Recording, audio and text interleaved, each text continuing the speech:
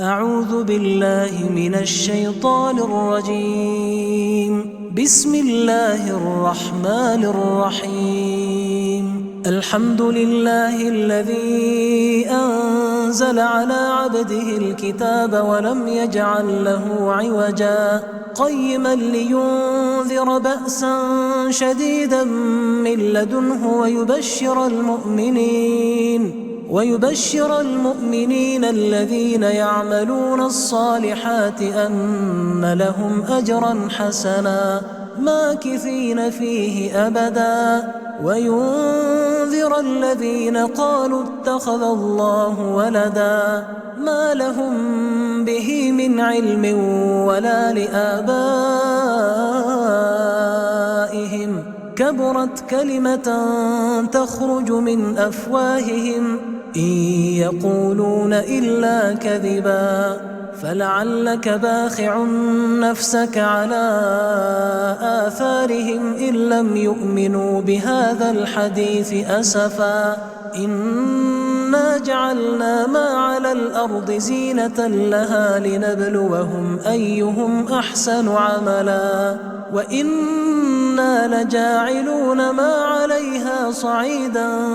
جرزا أم حسبت أن أصحاب الكهف والرقيم كانوا من آياتنا عجبا إذ أوى الفتية إلى الكهف فقالوا ربنا آتنا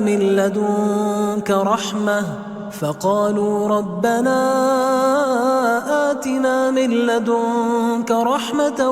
وهيئ لنا من أمرنا رشدا فضربنا على آذانهم في الكهف سنين عددا ثم بعثناهم لنعلم أي الحزبين أحصى لما لبثوا أمدا نحن نقص عليك نبأهم بالحق إنهم فتية آمنوا بربهم وزدناهم هدى وربطنا على قلوبهم إذ قاموا فقالوا ربنا رب السماوات والأرض لن ندعو من دونه إلها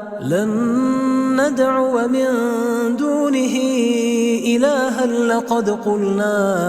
إذا شططا هؤلاء قومنا اتخذوا من دونه آلهة لولا يأتون عليهم بسلطان بين فمن أظلم ممن افترى على الله كذبا وإذ اعتزلتموهم وما يعبدون إلا الله فأووا إلى الكهف ينشر لكم ربكم من رحمته ويهيئ لكم من أمركم مرفقا وترى الشمس إذا طلعت تزاور عن كهفهم ذات اليمين وإذا غربت تقرضهم ذات الشمال وهم في فجوة منه ذلك من آيات الله من يهد الله فهو المهتد ومن يضلل فلن تجد له وليا مرشدا وتحسبهم أيقاظا وهم رقود ونقلبهم ذات اليمين وذات الشمال وكلبهم باسط ذراعيه بالوصيد لو اطلعت عليهم لوليت منهم فرارا ولملئت منهم رعبا وكذلك بعثناهم ليتساءلوا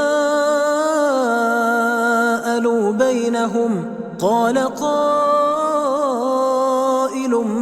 منهم كم لبثتم قالوا لبثنا يوما أو بعض يوم قالوا ربكم أعلم بما لبثتم فبعثوا ابعثوا أحدكم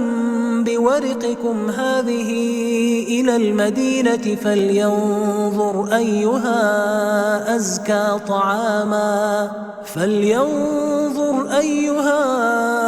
أزكى طعاما فليأتكم برزق منه وليتلطف ولا يشعرن بكم أحدا إنهم إن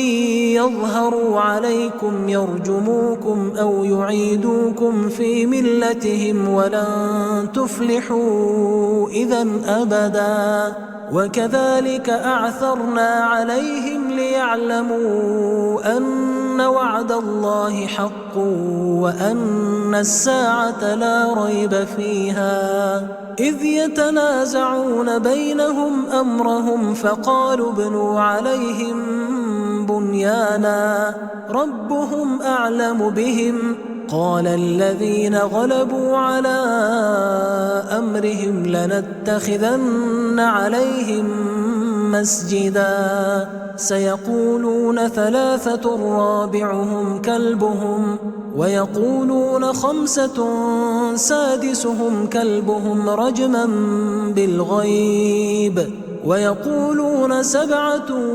وثامنهم كلبهم قل ربي أعلم بعدتهم ما يعلمهم إلا قليل فلا تمار فيهم إلا مراء ظاهرا ولا تستفت فيهم منهم أحدا ولا تقولن لشيء إني فاعل ذلك غدا إلا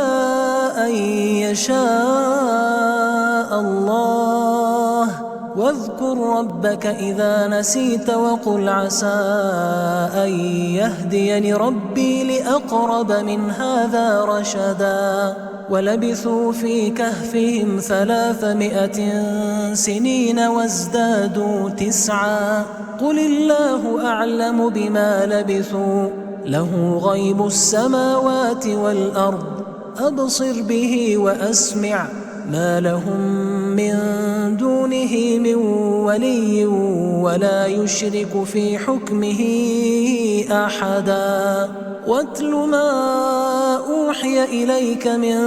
كتاب ربك لا مبدل لكلماته ولن تجد من دونه ملتحدا واصبر نفسك مع الذين يدعون ربهم بالغداة والعشي يريدون وجهه ولا تعد عيناك عنهم تريد زينة الحياة الدنيا ولا تطع من أغفلنا قلبه عن ذكرنا واتبع هواه وكان أمره فرطا وقل الحق من ربكم فمن شاء فليؤمن ومن شاء فليكفر إنا أعتدنا للظالمين نارا أحاط بهم سرادقها وإن يستغيثوا يغاثوا بماء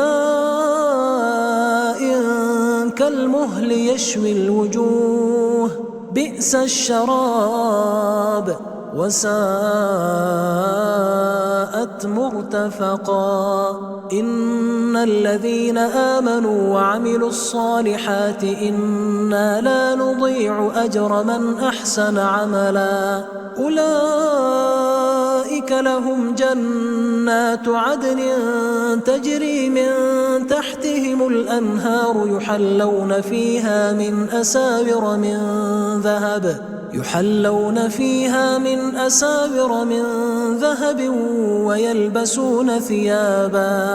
ويلبسون ثيابا خضرا من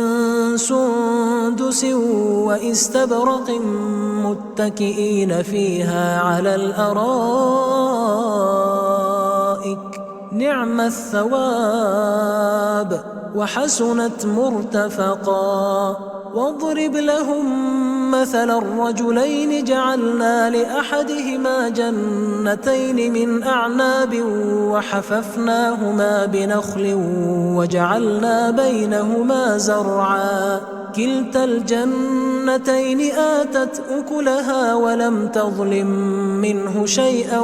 وفجرنا خلالهما نهرا وكان له ثمر فقال لصاحبه وهو يحاوره أنا أكثر منك مالا وأعز نفرا ودخل جنته وهو ظالم لنفسه قال ما أظن أن تبيد هذه أبدا وما أظن الساعة قائمة ولئن رددت إلى ربي لأجدن خيرا منها منقلبا قال له صاحبه وهو يحاوره أكفرت بالذي خلقك من تراب ثم من نطفة أكفرت بالذي خلقك من تراب ثم من نطفة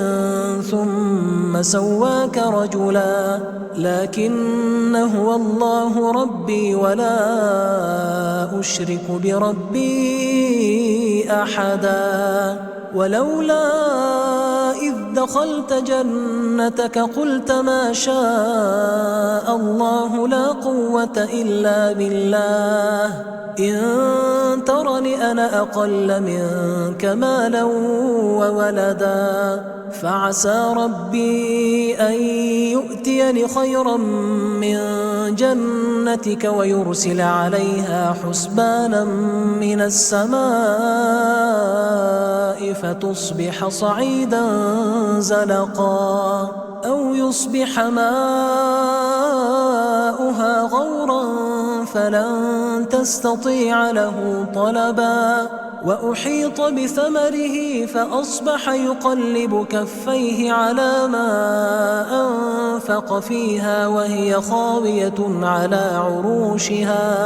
وهي خاوية على عروشها ويقول يا ليتني لم أشرك بربي أحدا ولم تكن له فئة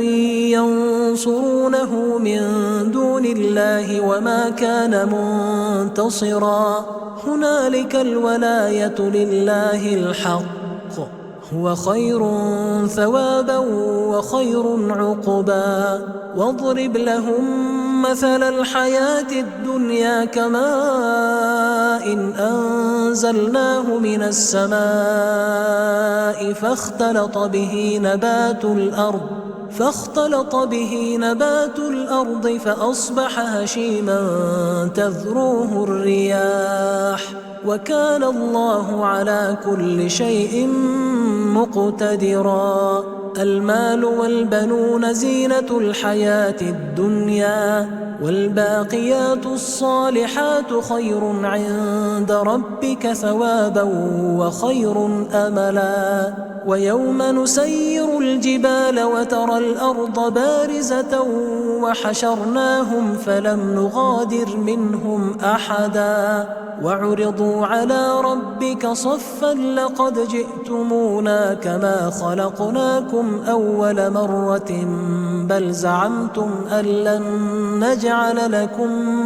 موعدا ووضع الكتاب فترى المجرمين مشفقين مما فيه ويقولون يا ويلتنا ما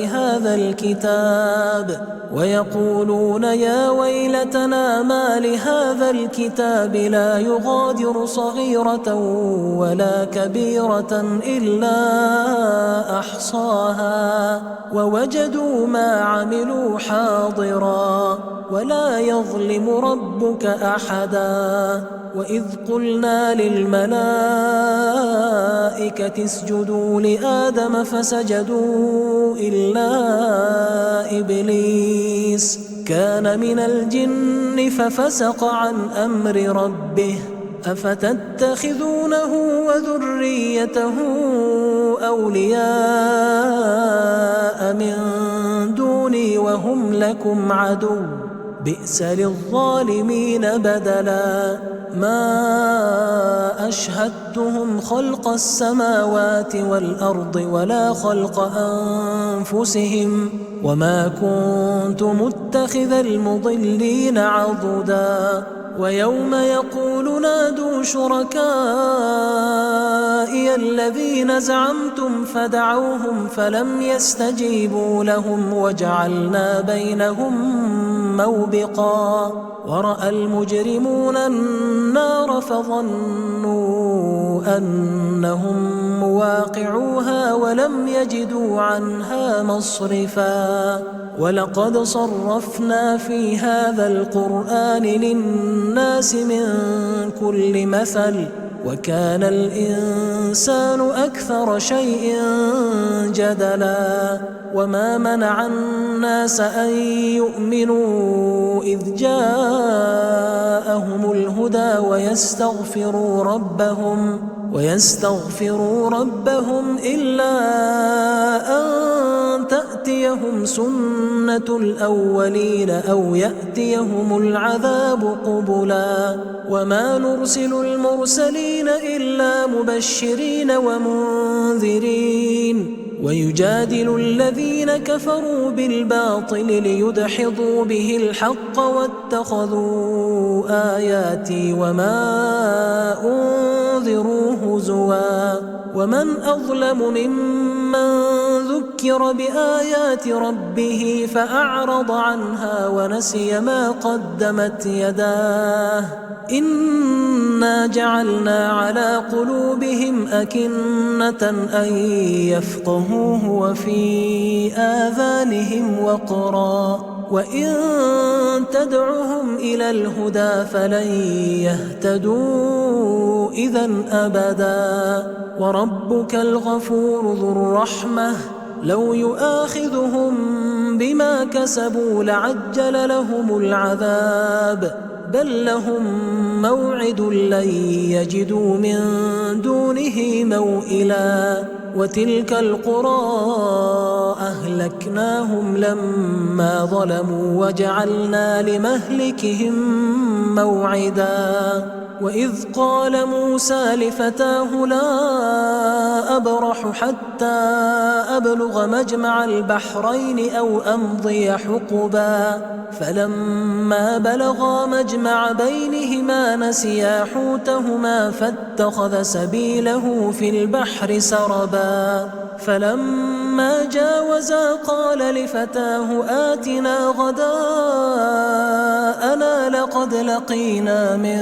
سفرنا هذا نصبا قال أرأيت إذ أوينا إلى الصخرة فإني نسيت الحوت وما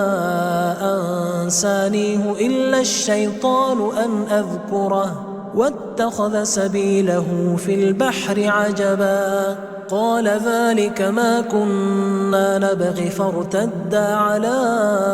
آثارهما قصصا فوجدا عبدا من عبادنا آتيناه رحمة من عندنا وعلمناه من لدنا علما قال له موسى هل أتبعك على أن تعلمني مما علمت رشدا قال إنك لن تستطيع معي صبرا وكيف تصبر على ما لم تحط به خبرا قال ستجدني إن شاء الله صابرا ولا أعصي لك أمرا قال فإن اتبعتني فلا تسألني عن شيء حتى أحدث لك منه ذكرا فانطلقا حتى إذا ركبا في السفينة خرقها قال أخرقتها لتغرق أهلها لقد جئت شيئا إمرا قال ألم أقل إنك لن تستطيع معي صبرا قال لا تؤاخذني بما نسيت ولا ترهقني من أمري عسرا فانطلقا حتى إذا لقيا غلاما فقتله قال أقتلت نفسا زكية بغير نفس لقد جئت شيئا نكرا قال ألم أقل لك إنك لن تستطيع معي صبرا قال إن سألتك عن شيء بعدها فلا تصاحبني قد بلغت من لدني عذرا فانطلقا حتى إذا أتيا أهل قرية استطعما أهلها فأبوا أن يضيفوهما فوجدا فيها جدارا يريد أن ينقض فأقامه قال لو شئت لاتخذت عليه أجرا قال هذا فراق بيني وبينك سأنبئك بتأويل ما لم تستطع عليه صبرا أما السفينة فكانت لمساكين يعملون في البحر فأردت أن أعيبها وكان وراءهم ملك يأخذ كل سفينة غصبا وأما الغلام فكان أبواه مؤمنين فخشينا أن يرهقهما طغيانا وكفرا فأردنا أن يبدلهما ربهما خيرا منه زكاة وأقرب رحما وأما الجدار فكان لغلامين يتيمين في المدينة وكان تحته كنز لهما وكان أبوهما صالحا فأراد ربك أن يبلغا أشدهما ويستخرجا كنزهما رحمة من ربك وما فعلته عن أمري ذلك تأويل ما لم تسطع عليه صبرا ويسألونك عن ذي القرنين قل سأتلو عليكم منه ذكرا إنا مكنا له في الأرض وآتيناه من كل شيء سببا فأتبع سببا حتى إذا بلغ مغرب الشمس وجدها تغرب في عين حمئة ووجد عندها قوما قلنا يا ذا القرنين إما أن تعذب وإما أن تتخذ فيهم حسنا قال أما من ظلم فسوف نعذبه ثم يرد إلى ربه فيعذبه عذابا نكرا وأما من آمن وعمل صالحا فله جزاء الحسنى وسنقول له من أمرنا يسرا ثم أتبع سببا حتى إذا بلغ مطلع الشمس وجدها تطلع على قوم لم نجعل لهم من دونها سترا كذلك وقد أحطنا بما لديه خبرا ثم أتبع سببا حتى إذا بلغ بين السدين وجد من دونهما قوما لا يكادون يفقهون قولا قالوا يا ذا القرنين إن يأجوج ومأجوج مفسدون في الأرض فهل نجعل لك خرجا على أن تجعل بيننا وبينهم سدا قال ما مكني فيه ربي خير فأعينوني بقوة أجعل بينكم وبينهم ردما آتوني زبر الحديد حتى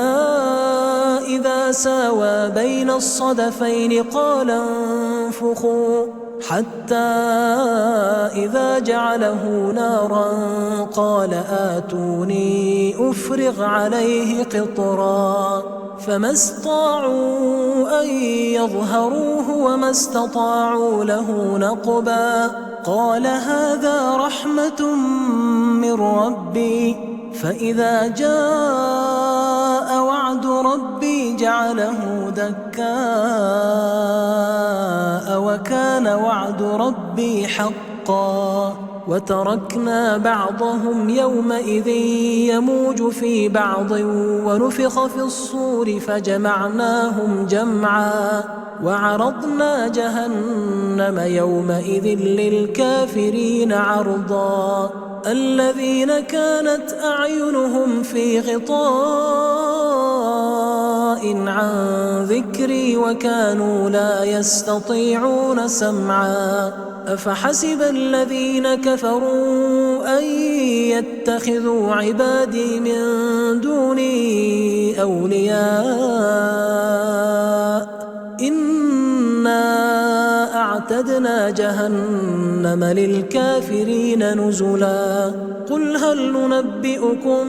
بالأخسرين أعمالا الذين ضل سعيهم في الحياة الدنيا وهم يحسبون أنهم يحسنون صنعا أولئك الذين كفروا بآيات ربهم ولقائه فحبطت أعمالهم فلا نقيم لهم يوم القيامة وزنا ذلك جزاؤهم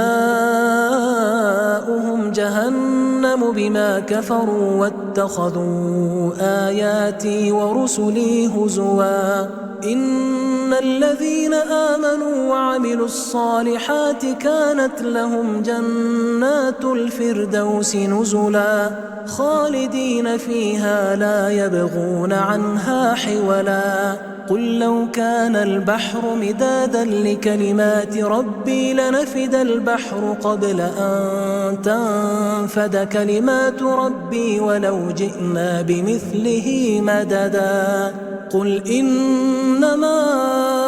أنا بشر مثلكم يوحى إلي أنما إلهكم إله واحد فمن كان يرجو لقاء ربه فليعمل عملا صالحا